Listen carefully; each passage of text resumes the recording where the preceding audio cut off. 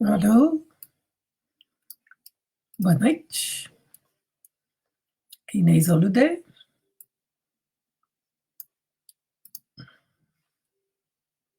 Na live 48. Poesia na janela em tempo de coronavírus.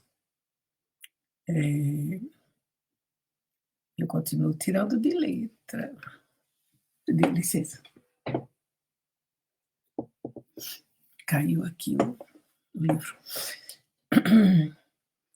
Então, hoje entramos no apocalipse. O mundo entrou no apocalipse, o Brasil entrou no apocalipse. Eu andei dando uma revirada ali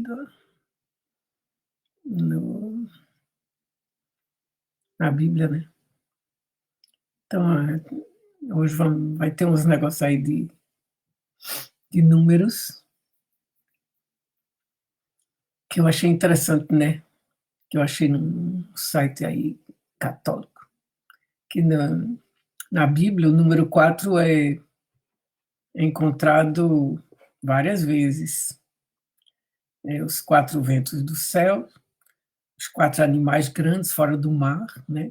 Que está descrito em Daniel, capítulo 7.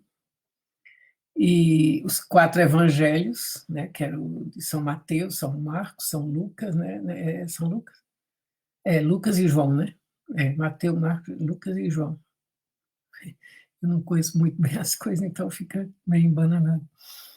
Quer dizer, eu li esse negócio, mas eu digo, eu não sou religiosa, então eu não decorei essas coisas.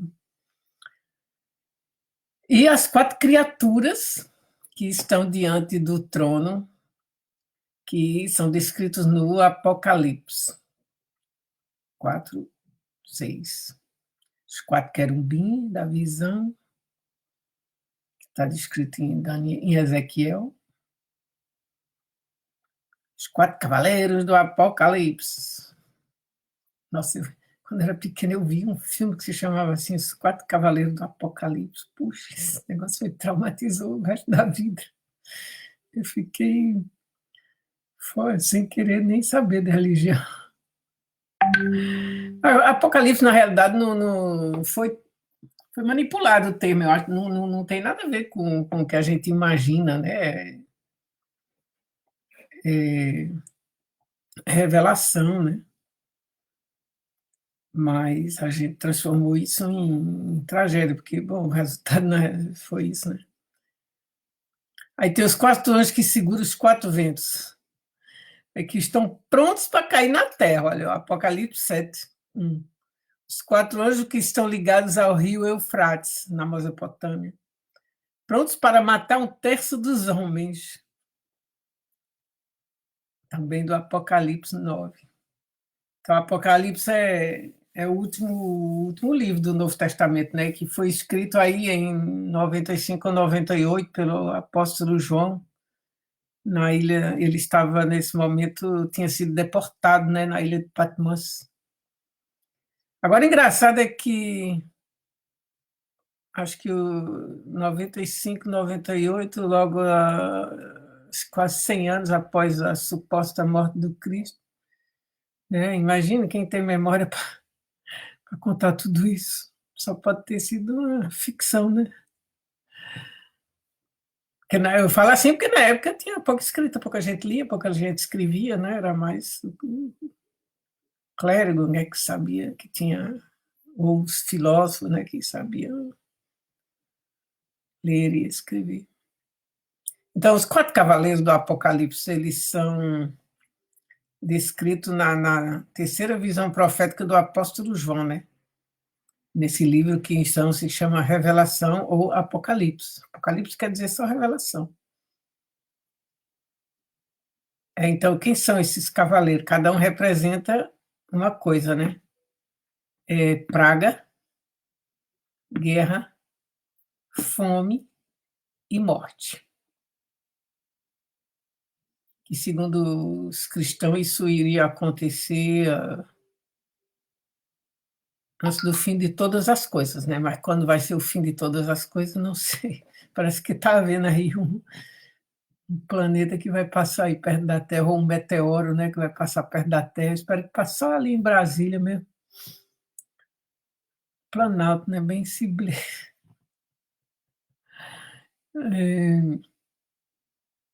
Então, essas coisas são mencionadas aí nesse capítulo 6 do Apocalipse, que é chama o início da grande tribulação, que é o julgamento, que significa que é o julgamento contra a terra. Imagina, julgamento contra a terra. Que crime a terra cometeu? Não sei. E aí, então, após a remoção da igreja, o Cordeiro, que é o Cristo, quebra o primeiro dos 7 selos que fecham um livro e desencadeia uma praga contra os homens ímpios. Contra os homens ímpios. Agora, como é que ele escolhe os homens ímpios, não sei, porque não sei se houve julgamento, não sei o que lá. É uma muito estranha essa Bíblia. Então, o primeiro selo causa o envio de um cavalo branco, né? Que parece que tem um cavalo branco aí que trouxe também o Bolsonaro, segundo o Malacraia, né? Aquele Silas Malacraia. E quem montou tinha um arco e uma coroa. Logo foi dada a ele, ele partiu como vencedor, e para a derrota do Cavaleiro Branco é o anticristo, que está imitando Cristo nesse momento para ser adorado, assim mesmo como se fosse Deus. Quem é que está se dizendo aí que é o Cristo e que mora é o Judas? Pois bem, bozó, estamos ferrados, né, com esse Cristo. Então, ó, já que ele é o Cristo, eu estou de acordo que botem logo ele numa cruz. Né, crucificam logo essa desgraça, pregam ele aí na cruz, matam essa praga e pronto. Porque ele encarna realmente os 4 cavaleiros. O segundo cavalo é vermelho, né? Vermelho. Aquele que o monta tem o poder de remover a paz da terra, quer dizer, o senhor da guerra. Né? Claro, sempre houve guerras. Mas elas alcançarão um nível nunca visto, né? A bomba atômica. O terceiro cavalo é negro, e seu cavaleiro representa a fome. Então, o texto especifica, né, o custo para os elementos básicos dos alimentos, que é uma medida de trigo para um negador, não conheço bem essas medidas, 3 medidas de cevada para um negador, sei lá que diabo é isso. É alguma cuia aí que eles enchiam, 2, 3 cuias, porque não sabiam contar, e contava pelas unidades, né? Uma cuia disso, uma cuia daquilo, uma cuia de cevada, uma cuia de trigo. O quarto cavalo é de cor esverdeada, Cloros, rosto colorido dos moribundos. Aí esse aí anuncia que 1/4 dos habitantes será morto por espadas, fome, epidemias e animais selvagens. Os animais hoje se soltaram lá em Brasília, vocês viram? O gado, bateram até num jornalista. Tá ficando brabo, viu? Não sei quem vai parar essa gente, não. Eles já passaram o estágio de quem pode parar eles. Porque eles já não têm mais nenhum problema em matar, esfolar, dar chute, atacar jornalista, tá mesmo perigoso. E com minhas lives, ontem a gente ri, hoje a gente chora. Pois é, o Apocalipse, né? Tudo isso para explicar para vocês que Bozó é mesmo o enviado de Deus, ou do demônio, sei lá, mas ele é a síntese dos 4 cavaleiros do Apocalipse. Ele representa a morte, a fome, a guerra e a peste. Depois tem uma coisa interessante com o número 6, que é o número dos homens. Né? O homem, a guerra, o homem. Deus nunca baixou na terra para fazer guerra nenhuma. É o homem que faz a guerra. Né? Eles, no 7º dia, criaram Deus, no 8º dia, criaram Deus, e jogaram toda a responsabilidade de todos os crimes que eles cometem em cima de um pretenso Deus que ninguém nunca viu, né? Dizem que viu, mas, bom, esquizofrenia, né? Então, esse número 6 é o número dos homens, e ele é bem especificado no Apocalipse, no capítulo 13, versículo 8. Pois é o número de homens, e seu número é 666. Então, logo 666 não é o nome do diabo, não é o número do diabo, é o número do homem, tá? Que é um demônio. E esse número mostra a limitação dos homens face da perfeição de Deus. Alguns exemplos. Deus decretou que o homem trabalharia 6 dias. Faraó levou 600 carros para perseguir Israel. Golias mediu seis cotovelos, é uma medida que vem daqui até aqui, né? Então a pessoa tem 6 coisas disso, deve ser o mesmo tamanho do cânon grego, né? 10 medidas. Embora que os mediterrâneos eram bem pequenininhos, ainda são. Então, Golias mediu 6 cotovelos e tinha uma lança de 600 ciclos de ferro. Ah, é, porque Golias era o gigante, né? Que foi. Quem foi que venceu Golias? Sei lá, já me esqueci. Então, ele tinha ainda por cima uma lança, né? E uma luta gigante, então, se fez contra o povo de Deus e tinha 6 dedos em cada mão. Foram necessários 6 passos para ascender ao trono de Salomão, que fez escudo de 600 séculos de ouro e comprou carros, né? Carros do Egito por 600 séculos de prata. Séculos era uma moeda antiga, tá certo? E recebeu tribos todos os anos por 666 talentos de ouro. Talento também era uma moeda de ouro. A estátua de Nabucodonosor tinha 600 cotovelos de altura. Então, vocês imaginam 60 cotovelos de altura. E 6 de largura. Né? Era imensa, né? Então, em sua loucura e vaidade, o anticristo se proclamará Deus, mas ele continua sendo um homem cujo número é 6 e não 7. E o significado de 663 é a 3 vezes repetida impotência da trindade infernal. Satanás, o anticristo e o falso profeta. Então, vocês imaginam, Satanás é Boro, o anticristo é Bozó, e o falso profeta é o Silas Malakraia, né? Então, mas isso combina com a divina trindade, né? Que também era o Pai, o Filho e o Espírito Santo, um negócio desse aí. Pois bem, então o homem é que é o demônio, certo? E vejamos, o jornalista Luiz Nassif está anunciando o Apocalipse Now, no Brasil. Você conhece, né, o jornalista Luiz Nassif, do GGN.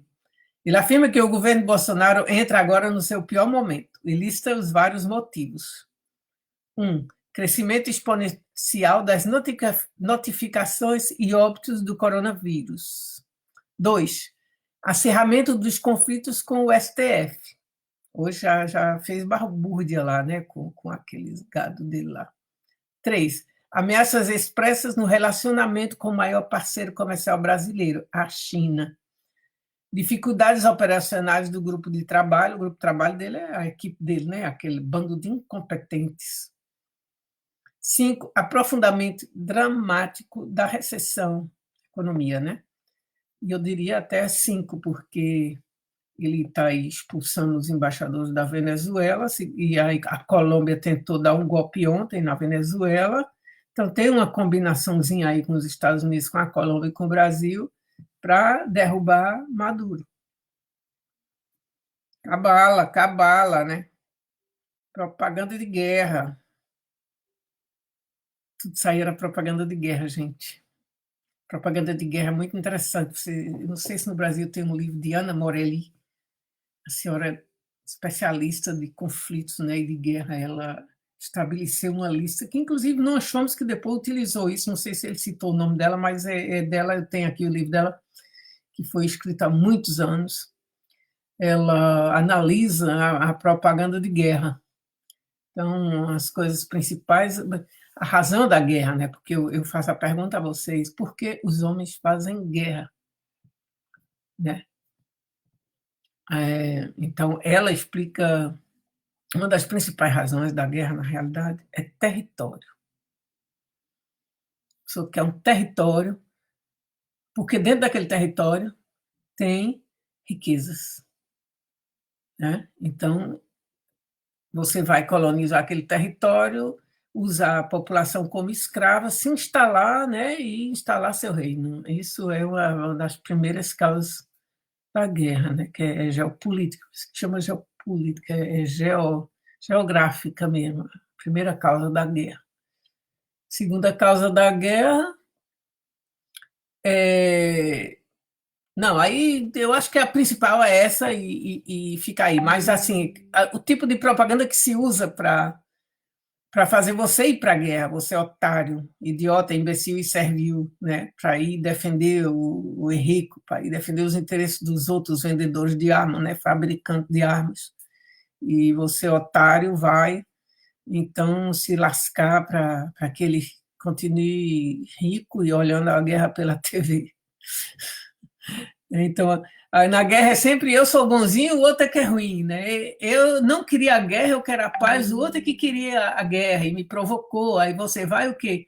Inventa uma falsa bandeira, né? O false flag, algum atentadozinho, tipo Pearl Harbor, tipo sei lá o quê, e que é uma desculpa para você ir lá digamos, defender seus interesses, né? Como os Estados Unidos fazem, ele defende os interesses deles no mundo inteiro.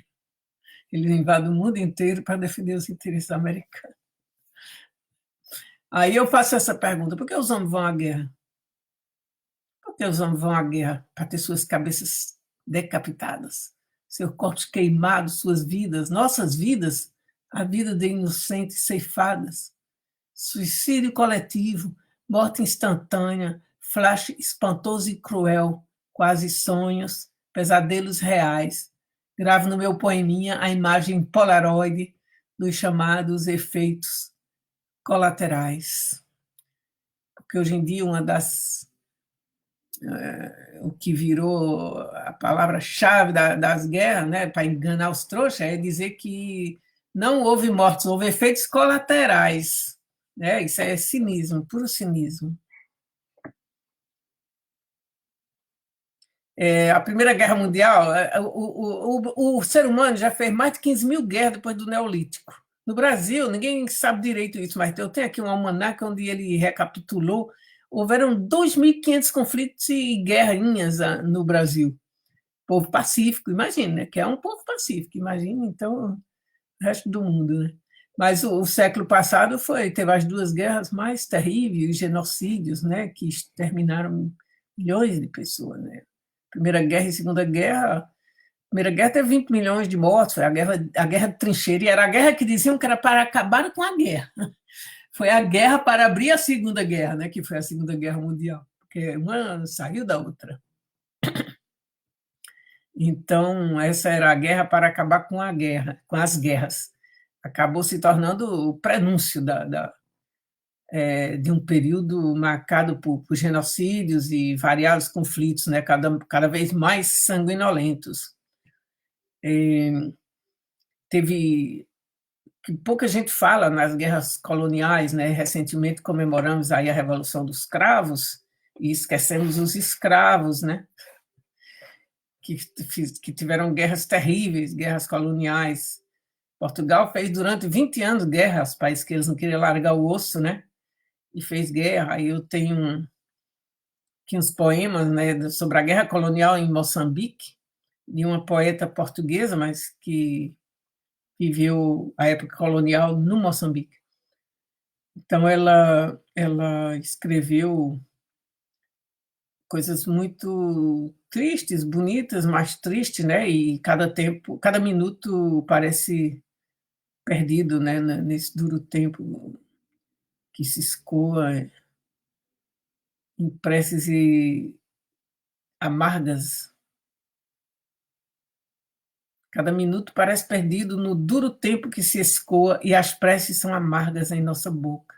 Talvez a esperança tenha morrido na vida à toa, que agora prende nossas amarras em cada hora.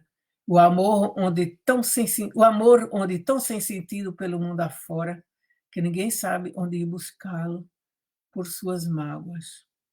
Ela escreveu outro que chama Poema Segundo, que é onde ela fala do ciclo do soldado, né?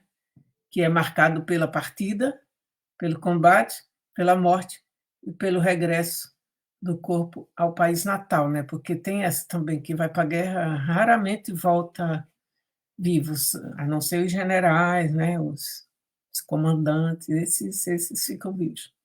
O soldadinho partiu dentro de um fato de pano. O seu rosto era desfeito por rude golpes e tantos, que jorrava no seu rosto um rio de puro sangue. O soldadinho voltou dentro de um fato de pano, apagada a sua sede por outra sede de sangue. Fato é paletó, né? Eles chamam paletó, eles chamam fato.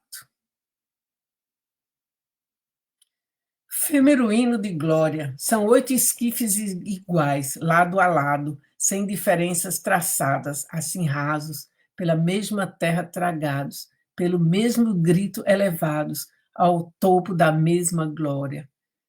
Esse, mesma glória de soldados. Esse é de 1988. Desde que o mundo ergue-se. Desde que o mundo ergue-se como porta-voz da guerra enquanto o drama universal, a terra está ficando toda de sangue, e mil olhos nos olhos de lá do fundo. Cada corola que rompe vem cheia de sangue, e traz no centro um olho duro, as faces quietas, que eram de carne e são de terra, e os dentes dispersos por entre de dentro, no meio das pedras e orelhas deitadas escutando, esperando. Os passos e o pulso, e as vozes e o fumo, e o vento e a chuva, e o rodar do mundo, e comendo a fome de sangue da terra, entre ossos e peles, gusanos, repartindo tudo. Esse é um de 72. Então, essa poeta se chama Santana.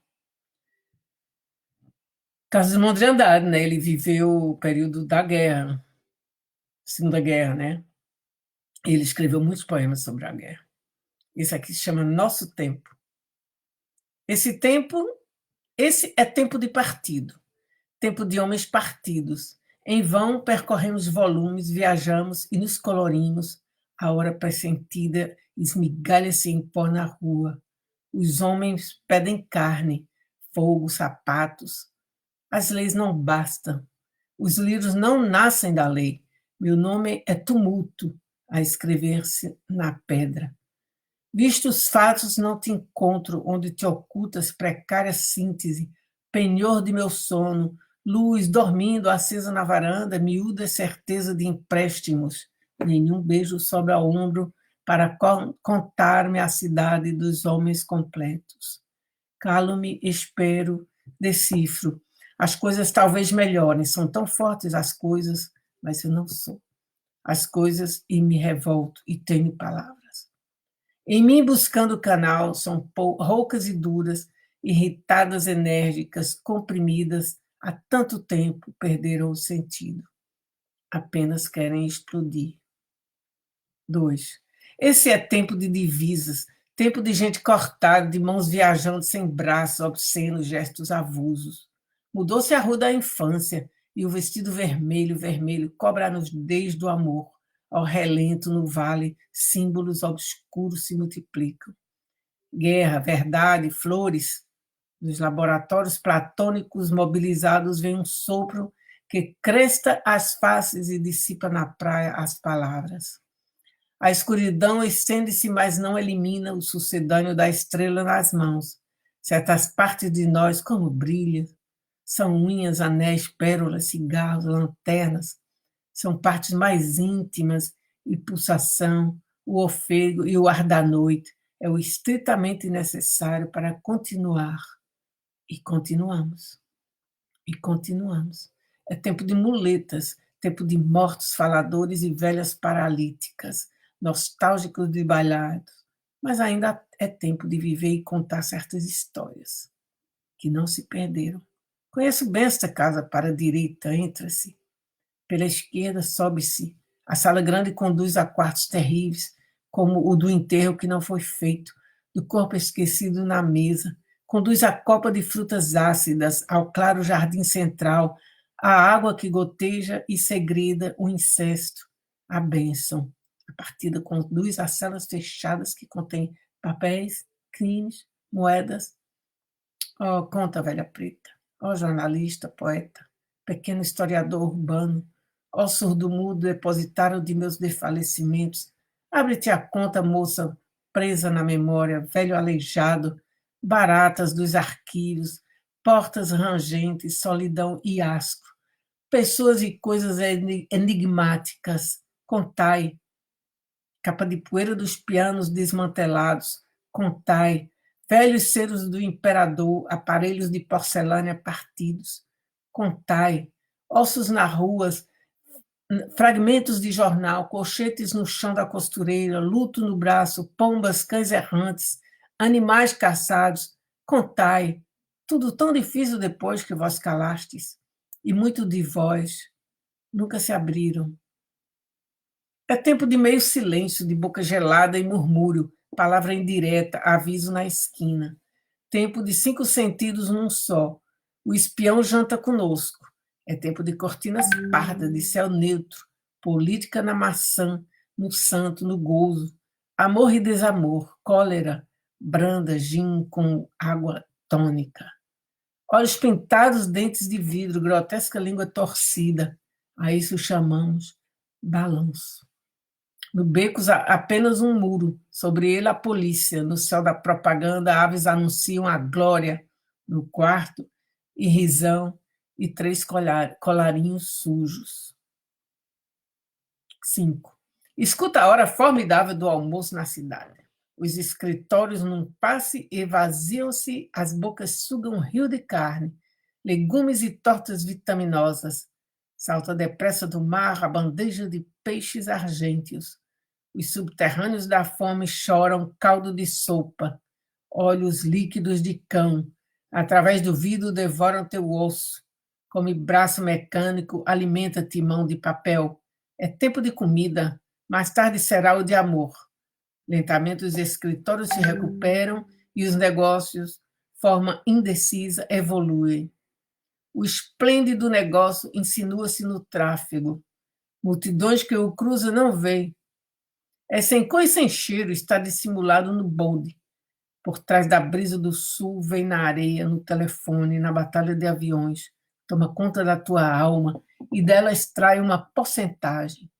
Escuta a hora espandongada da volta ao homem, depois de homem, mulher, criança, homem, roupa, cigarro, chapéu, roupa, roupa, roupa, homem, homem, mulher, roupa, homem. Imagina esperar qualquer coisa e se quedam mudos. Escoam-se passo a passo, sentam-se. Últimos servos do negócio. Imaginam voltar para casa, já à noite, entre muros apagados, numa suposta cidade, imaginam.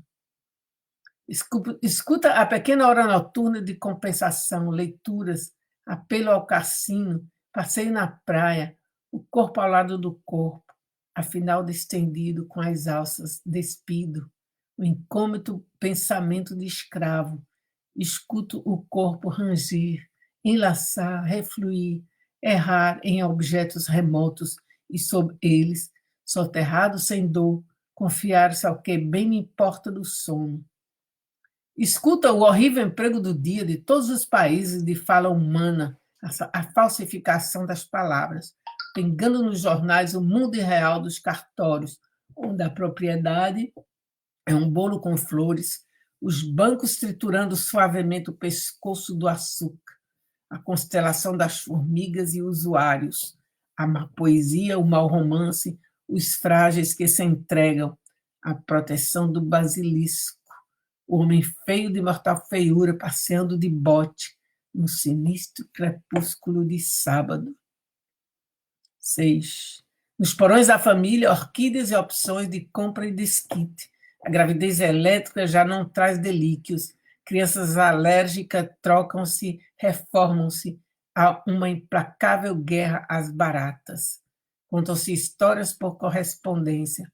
A mesa reúne um copo, uma faca, e a cama devora tua solidão.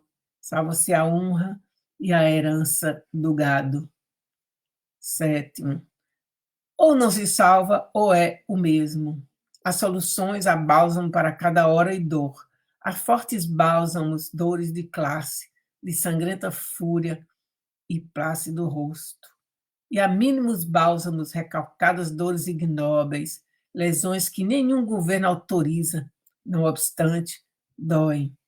Melancolias insubornáveis, ira, reprovação, desgosto, desse chapéu velho na rua lodosa do Estado, ao pranto no teatro, no palco, no público, nas poltronas, há sobretudo pranto no teatro, já tarde, já confuso, ele embacia as luzes, se engolfa no linóleo, vai minar nos armazéns, nos becos coloniais, onde passeiam ratos noturnos, vai molhar na roça madura o milho ondulante e secar ao sol.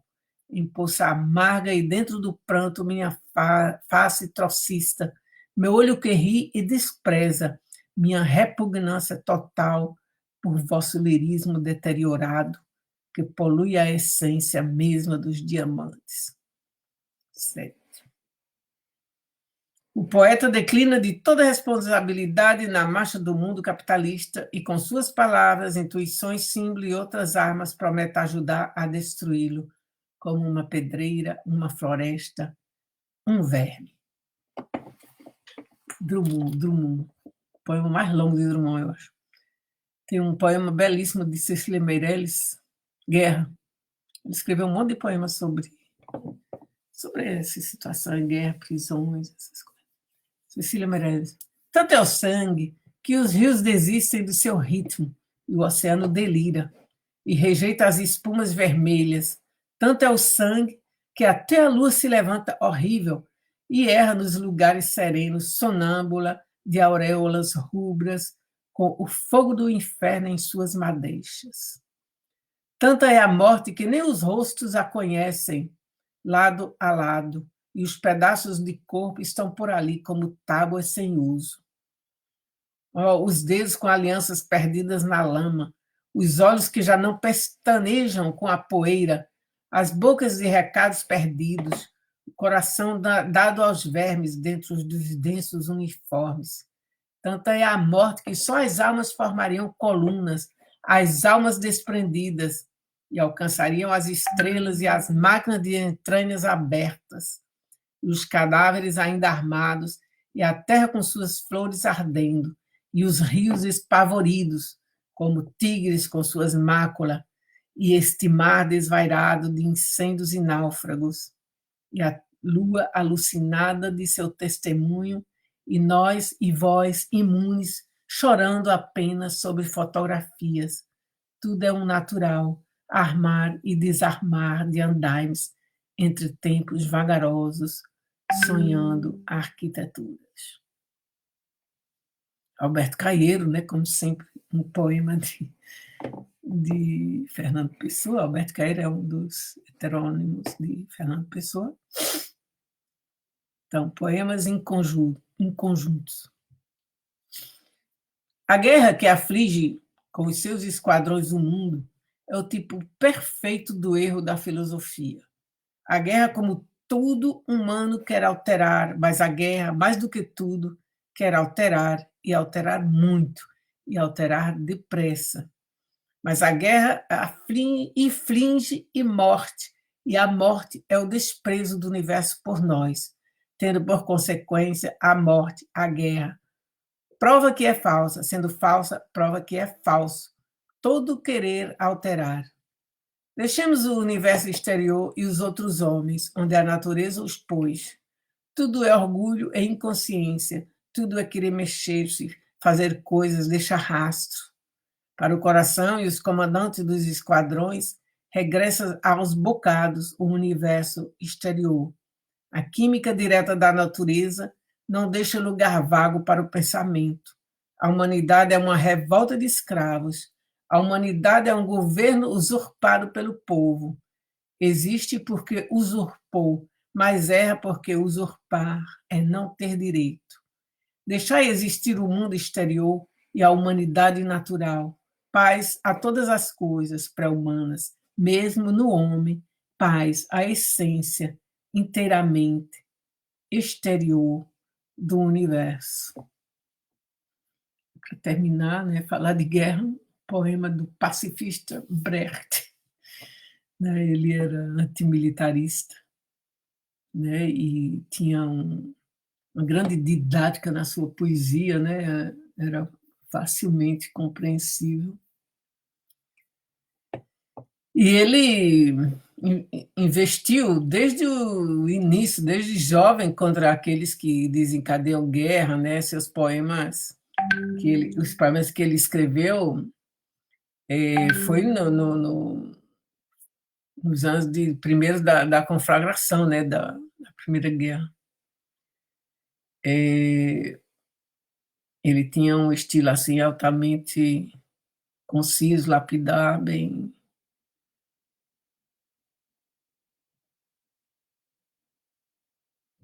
Quer dizer, é quase adequado para botar numa lápide, né, num túmulo de algum soldado desconhecido, mas é uma inscrição no túmulo em um soldado de Hitler, né, que ele imaginou essa inscrição no túmulo de um soldado de Hitler.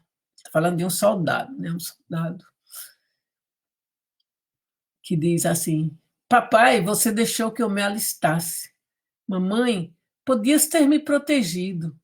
Irmã, não tive quem me acolhesse. Irmã, ninguém me havia prevenido. E assim deixamos o pequeno, porque ninguém chegou para ele para dizer que a guerra é horrível. O Brasil está aí querendo entrar numa espécie de guerra civil, essa gente insana. Bolsonaro com sua paranoia para manter o poder, né, jogando esses assassinos na rua. Está perigoso o Brasil, está muito perigoso. Se não pararem esse homem, qualquer hora dessa ele abre campo de concentração. Ele não presta, ele sempre falou que era pela tortura, pela ditadura, que ele queria matar um monte de gente. Agora vai matar. E não estou vendo ninguém aí querer parar ele. Bora ver se o judiciário aí se faz alguma coisa. Não dá para segurar. Fora, Bozó. Falei, boa noite, gente. Beijo. Até amanhã.